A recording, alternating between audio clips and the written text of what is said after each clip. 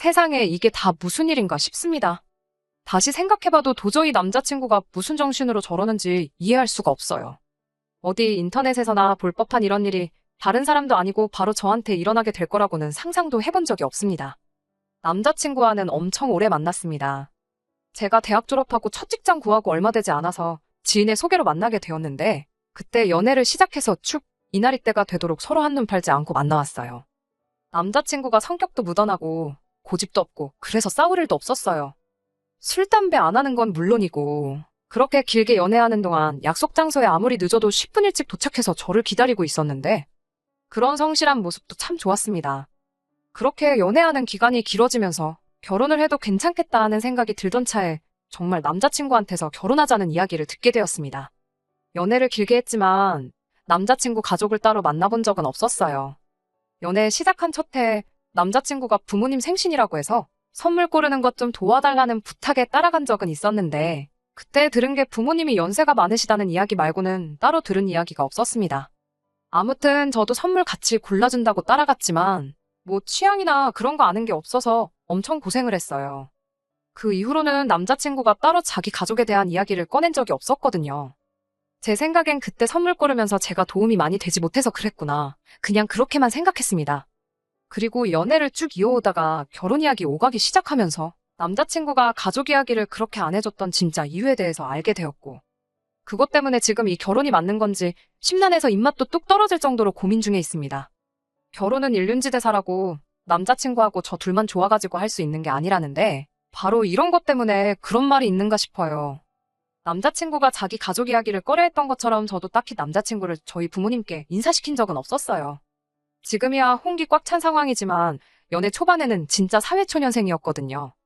당시에는 연애를 그렇게 오래 할 줄 몰랐고 결혼 생각도 해본 적이 없다 보니 부모님께 인사시키는 걸 생각해 본 적도 없어요. 아마 그렇게 쭉 오랜 기간 만나오다 보니 그냥 가족들에게 소개를 안 시키는 게 당연한 것처럼 돼버린 것 같아 별다르게 생각한 적이 없던 것 같아요. 그렇다고 제가 부모님 몰래 남자친구를 만났던 건 아니고 지나가는 말로 가족들한테 남자친구가 대충 어떤 사람인지 뭐 했는지 그런 간단한 이야기만 나눴을 뿐이에요. 본격적으로 결혼 이야기 나오고 나서 그제서야 처음으로 남자친구를 저희 부모님께 인사시켰어요. 결혼 허락받기 위해 만나는 자리였고 부모님은 당연히 남자친구를 마음에 들어 하셨어요. 제가 그만큼 오래 만난 데는 이유가 다 있다고 생각하셨고 그러니 남자친구가 그날 큰 실수를 해도 반대하실 저희 부모님이 아니라는 것도 알고 있었지요. 제가 인사를 드렸으니 다음엔 당연히 제가 인사를 드리러 갈 차례였지요. 약속 장소를 골라 예약을 해놓으니 하루하루 날이 가까워질 때마다 긴장이 엄청 되더라고요. 청심환까지 하나 먹고 약속 장소에 도착했는데 뭔가 이상하더라고요. 연애 초반에 생신이라고 선물 골라드렸던 적이 있다 했잖아요. 그때 남자친구 말이 두 분 나이가 많으시다고 이야기를 했는데 자리에는 엄청 젊어 보이는 분이 혼자 앉아 계셨어요. 약속 시간에 일찍 도착하는 남자친구의 가족답게 저랑 남자친구보다도 먼저 자리에 도착해 계셨는데 남자친구가 나이가 지긋하시다 했던 말이 무색하게 저희 어머니보다도 좋기 10살은 젊어 보이시는 분이 혼자 앉아 계시는 거예요. 심지어 우리 막내 이모보다 더 젊어 보이셨으니 그리고 아버님은 자리에 안 계셨으니 저는 누가 예약석을 잘못 확인하고 앉아있는 걸로만 생각했어요. 그런데 남자친구가 반갑게 인사를 하더라고요. 청심환을 먹었는데도 긴장이 전혀 풀리지 않아서 쭈뼛쭈뼛 처음 뵙겠습니다 어머님 하고 예의 바르게 인사를 건넸어요. 그런데 남자친구가 소리까지 내면서 저를 보고 웃더라고요. 그러면서 한다는 소리가 저기 앉아있는 사람은 우리 누나야 라고 하는 거예요. 남자친구가 가족에 대해 따로 이야기를 한 적이 없었으니 몰랐던 사실인데 부모님 나이가 많다고 했던 게 다른 게 아니고 위로 18살 차이 나는 누나를 가지고 있는 늦둥이였던 겁니다. 부모님께 인사드리러 간 자리지만 누나가 나오지 말란 법은 없잖아요.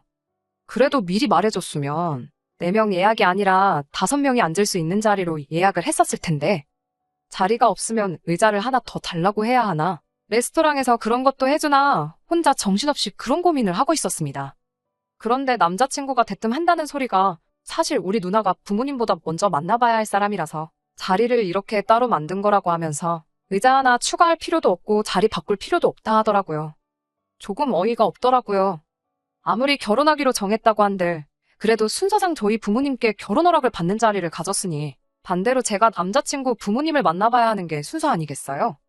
100번 양보해도 부모님 만날 자리를 누나 만나는 자리로 바꿔버렸으면 그걸 저한테 미리 말을 해줬어야지. 하지만 이미 이렇게 돼버린 거 뭘 어쩌겠냐 싶었어요. 결국 자리에 앉아서 남자친구의 누나와 먼저 인사를 나누게 되었습니다.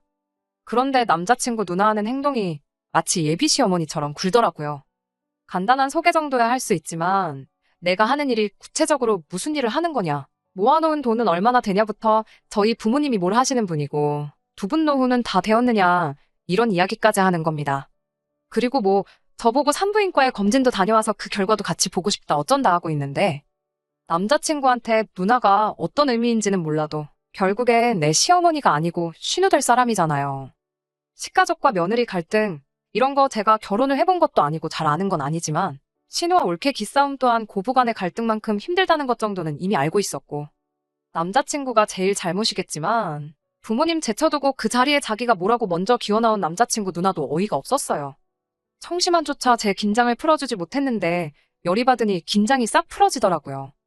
그리고 그런 남자친구 누나 때문에 기분이 나빠서 그랬나? 어떤 부분에서 대답을 제가 퉁명스럽게 했었나 봐요. 그런데 남자친구가 연애하면서 저한테 화 한 번 내본 적 없던 사람이 불편한 기색을 대놓고 보이면서 저한테 호통을 치더라고요. 식당 안에 사람들이 무슨 일인가 고개를 돌려볼 정도로 큰 소리로 우리 누나가 내 진짜 부모나 마찬가지인 사람이니까 내 시어머니다 생각하고 예의를 갖춰서 대답하라고 하는 거예요. 말인즉슨 남자친구가 늦둥이로 태어난 만큼 남자친구 부모님도 나이가 있으셨던 상황에 집에 따로 쌓아둔 재산도 없다 보니 늦은 나이에도 쭉 경제활동을 이어오셨어야 했나 봅니다. 자연스럽게 두 분이 일하신다고 어린 남자친구 돌보기가 힘든 상황이었으니 그때 남자친구를 돌봐준 게 남자친구의 누나였던 거예요. 남자친구가 거의 울 듯한 목소리로 누나가 부모님 대신 나 키워준다고 대학도 포기하고 나중에는 결혼까지 포기해가며 자기 뒷바라지를 해줬다 하는 겁니다. 남자친구 입장에선 감동적인 이야기일지 몰라도 저한테는 하나도 와닿지 않았어요. 대학도 결혼도 결국엔 본인의 선택 아니겠어요? 전후 사정은 제가 전혀 모르지만 그게 진짜 못해서 포기한 건지 아니면 포기해서 안 한 건지 제가 알 방법은 없었으니 말이죠. 그래도 이러나 저러나 결혼하면 한 식구 될 사람인데 저도 너무 버르장머리 없게 구는 것보단 낫겠다 싶어서 자리 지키고 남아있었어요. 호구조사를 하는 건가 싶은 그런 자리가 끝나고 나서 남자친구 누나가 먼저 자리에서 일어나 돌아갔습니다. 그리고 저는 남자친구에게 그럼 부모님은 언제 뵙는 게 좋겠냐 물었더니 남자친구가 한다는 소리가 누나 만났으면 부모님한테 허락받은 거나 다름없다면서 시간 끌게 뭐 있냐고 바로 상견례 자리부터 만들자는 거예요. 아무리 그래도 상견례 하기 전에 얼굴 도장 찍는 게 당연한 거 아니냐 물으니 남자친구는 누나 봤으니 됐어 하면서 괜찮다고만 하더라고요. 두 분 나이가 있으시니 피곤하게 할 필요 없다는 말에 저도 바보같이 그렇구나 하고 바로 상견례 일정을 조율했습니다. 그리고 대망의 상견례 당일이 되었어요. 저희 부모님도 사돈 되실 분들이 부모님 뻘까진 아니지만 한참 연상의 분들이라는 말에 긴장 참 많이 한 듯 보였어요. 저는 그래도 누나라도 만나봤다고 그런가 처음 그때보단 덜 긴장돼서 어머니하고 청심환 쪽에서 반씩 나눠 먹었네요. 그리고 상견례 장소에 도착했더니 정말 말 그대로 제 입에서 헐소리가 나왔습니다. 남자친구하고 상견례 장소에 나란히 앉아있던 사람 얼굴이 너무 익숙해서 말이에요. 그 자리에도 누나라는 사람이 나와 있더군요. 상견례 때도 가족 구성원이 나오는 거 그럴 수 있다지만 그 자리에 부모님은 온데간데 없고 둘만 앉아있으니 안 좋은 예감이 들기 시작하더라고요. 그 길로 남자친구 데리고 밖으로 나와 부모님도 자리에 나오시는 거지? 하고 몇 번을 물어봤는데 남자친구는 시큰둥하게 고리타분한 놓친 애들이 자리에 있는 거보다 너네 부모님도 우리 누나랑 있는 게 더 말이 통할 거라고 괜찮다고 하면서 지금 자기가 무슨 짓을 하고 있는 건지 파악도 못하고 떠들고 있는 거예요. 자리 박차고 나올 생각으로 안으로 다시 들어갔는데 저희 부모님도 당황한 기색이 역력해 보였지만 남자친구 누나랑 세 분이서 이런저런 이야기 나누면서 저희 기다리고 있더라고요. 그렇게 양가 부모님이 처음 만나야 하는 자리인 상견례 자리에서 신랑 측 부모님을 빼버린 말도 안 되는 상견례가 시작되었습니다. 어이없는 상황 속에서도 남자친구 누나가 준비를 많이 한 건지 그래도 상견례다운 이야기가 오가고는 있었어요. 그리고 남자친구 누나 입에서 점점 본격적인 이야기들이 나오기 시작했습니다. 예단이며 예물이며 뭐 그런 것들이요. 이불에 한복, 반상기 같은 평범한 것들 리스트를 쭉 읊고 있는데 비싼 거 할 필요 없다 이러는 걸 보니 제가 보기에도 꽤나 간소하게 준비했더라고요. 그렇게 남자친구 누나의 발표가 끝나자마자 부모님 건 이쯤 하면 됐고 라고 하더니 이젠 자기가 받을 거에 대해서 이야기를 하겠다고 하더군요. 큰 거 필요 없고 남자친구가 차고 다닐 명품 시계에 자기가 들고 다닐 명품 가방 하나씩, 그리고 현금으로는 1,000만 원 정도만 준비해 주시면 좋겠다고 당당하게 말하더라고요. 제가 들어도 어이가 없더라고요. 이미 시계며 명품 가방 2개만 합쳐도 2,000만 원은 훌쩍 넘어가는데 거기에 현금으로 1,000만 원을 더 해오라니 말이에요. 막말로 남자친구가 집을 해오는 것도 아니고 모아놓은 돈 합쳐서 반반 결혼 비슷하게 하기로 했는데 말입니다. 저희 부모님도 황당하셨는지 동생 결혼하는데 사돈 아가씨한테까지 예단을 해줘야 하는 거냐 웃어넘기며 받아치셨어요. 그런데 남자친구 누나가 자신있게 한다는 말이 자기가 남자친구 업어 키웠다는 이야기는 못 들으셨냐며, 자기가 부모나 마찬가지니 부모와 똑같은 대우를 받아 마땅하다고 하는 거예요. 그래도 일말의 양심이 남아있었는지 남자친구 부모님한테 갈 예단 목록을 별 볼 일 없게 만들어 온 거였고요. 하지만 솔직히 그게 말이나 되는 건가요? 두 사람은 상견례 분위기가 속된 말로 아주 개판이 된 것도 못 느끼고 있는 건지 둘이서 좋아가지고 속닥속닥 뭔 이야기를 주고받고 있더군요. 저희 부모님 표정을 살펴보니 이미 표정 관리는 진작부터 못하고 있었고 당장이라도 일어나실 것 같은 분위기에 이미 벌써 이 결혼은 종쳤구나 싶었습니다. 늦둥이 남자친구 돌봐준다고 누나가 고생한 거 인정 못하는 건 아니지만 그게 다 남자친구 말 맞다나 부모님이 남자친구 공부시켜주고 그런다고? 남들 은퇴 준비할 나이에도 계속 경제활동 하시며 돈을 벌어다 준 덕분이잖아요.